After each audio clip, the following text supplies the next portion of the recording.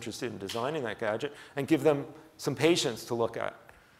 And then they can now really understand, well, what are the problems that we have to solve here? This isn't so easy, because people move slowly and irregularly and not smoothly and make funny compensatory movements.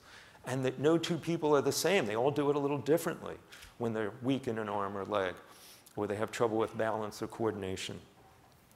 And so we can get a kind of baseline of what those folks are like, and then go back and change the device to reflect what it is we most need to measure and come up with algorithms that will identify that.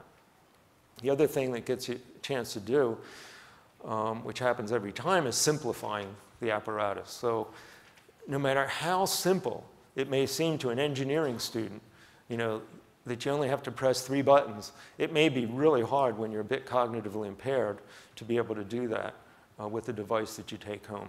And so we're constantly decreasing the complexity of the user interface, and yet trying to make the data more and more sophisticated and meaningful.